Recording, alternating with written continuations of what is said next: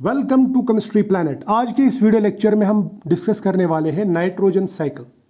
Nitrogen बहुत ही ज़्यादा important है लिविंग बींग्स के लिए, क्योंकि लिविंग बींग्स में जो proteins, amino acids, nucleic acids जैसे डीएनए, आरएनए, उन सब में नाइट्रोजन एक इम्पॉर्टेंट कंस्टिट्यूएंट है। अब ये नाइट्रोजन लिविंग बींग्स में कैसे आता है और कहाँ से आता है, ये हम यहाँ पे डिस्कस करेंगे नाइट्रोजन साइकिल में। तो नाइट्रोजन साइकिल एक्चुअली हमें ये दिखाता है कि नाइट्रोजन कैसे सर्कुलेट करता है between living and non living systems on earth, इन्हें कैसे सर्कुलेट होता है।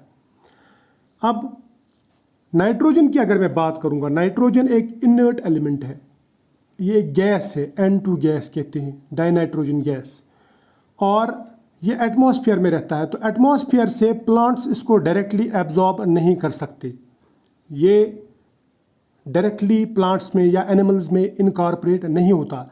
लेकिन नाइट्रोजन साइकिल के थ्रू ये उस फॉर्म में पहले कन्वर्ट होता है जिस फॉर्म में इसको प्लांट्स इस्तेमाल कर सकते हैं, इनकॉर्पोरेट कर सकते हैं into their new proteins and amino acids. और ये मैंने आपको पहले भी बताया कि ये डायरेक्टली एक्सेसिबल टू प्लांट्स और एनिमल्स नहीं रहता। अब ये कैसे एटमॉस्फेयर से प्लांट्स में जाता है और फिर एनिमल्स में जाता है, वो हम यहाँ पे डिस्कस करेंगे इसी साइकिल में। इसी साइक्लिक प्रोसेस को हम समझाने वाले हैं किस तरह ये नाइट्रोजन एटमॉस्फेयर से प्लांट्स और फिर एनिमल्स में जाता है और फिर किस तरह से वापस से एटमॉस्फेयर में जाता है। अब ये जो नाइट्रोजन साइकिल है, इसके बहुत सारे स्टेप्स हैं।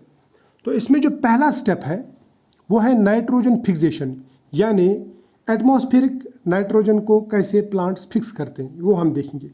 देखिए, जो एटमॉस्फेरिक नाइट्रोजन है प्लांट्स वो डायरेक्टली एब्जॉर्ब नहीं करते, बल्कि क्या होता है, जो लिग्यूमिनस प्लांट्स होते हैं, यानी जैसे हमारे पास जो दालें रहती है, लिग्यूम वाले प्लांट्स, तो उन लिग्यूमिनस प्लांट्स के रूट्स में नोड्यूल्स रहते हैं जिनमें राइजोबियम नाम का बैक्टीरिया रहता है।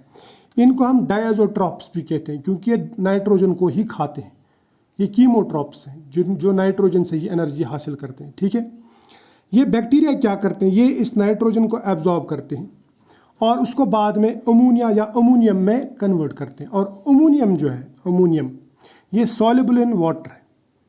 ठीक है, और इसके लिए ये बैक्टीरिया एक एंजाइम का इस्तेमाल करते हैं जिसे हम कहते हैं नाइट्रोजिनेस एंजाइम। ये नाइट्रोजिनेस नाइट्रोजन को यानी डाइनाइट्रोजन को, एक इनर्ट एलिमेंट को अमोनियम यानी सॉल्युबल फॉर्म में कन्वर्ट करते हैं। ठीक है, उसके बाद में ये जो अमोनियम रहता है, अमोनियम के ऊपर दूसरे बैक्टीरिया काम करते हैं जो सॉइल में इन्हीं रूट्स के पास रहते हैं।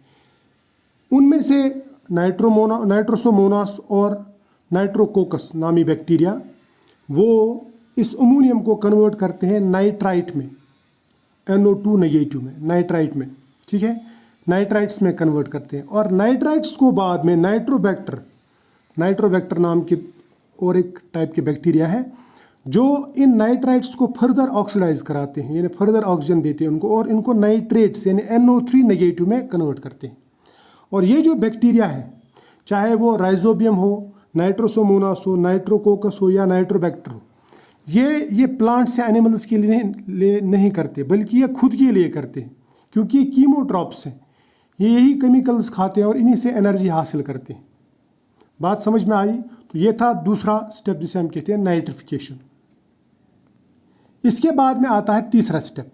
जो बैक्टीरिया ने नाइट्रेट्स बनाए, अमोनियम से जो नाइट्रेट बनाया, उसको प्लांट के रूट्स एब्जॉर्ब करते हैं और ये प्लांट्स इनको यूज़ करते हैं, किनको, नाइट्रेट्स को यूज़ करते हैं to make their amino acids and nucleic acids.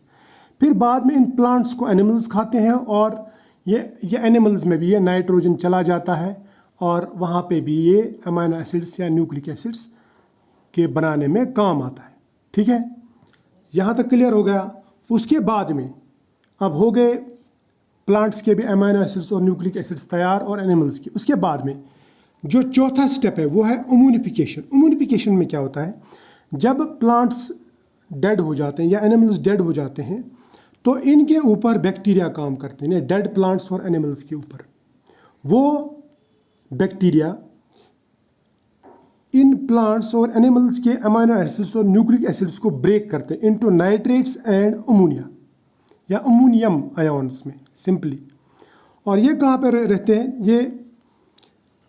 ये डेड जो ऑर्गेनिजम्स को इन्होंने डेड ऑर्गेनिजम्स के अमाइनो एसिड्स और न्यूक्लिक एसिड्स को इन्होंने कन्वर्ट किया नाइट्रेट्स में या फिर अमोनियम में, तो ये बाद में वापस सॉइल में चला जाता है, क्योंकि ये डेड ऑर्गेनिज्म सॉइल में ही होते हैं।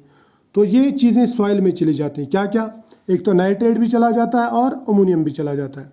अमोनियम वापस अमोनियम में कन्वर्ट हो सकता है और ये इवापरेट भी हो सकता है, एटमॉस्फेयर में चला जा सकता है।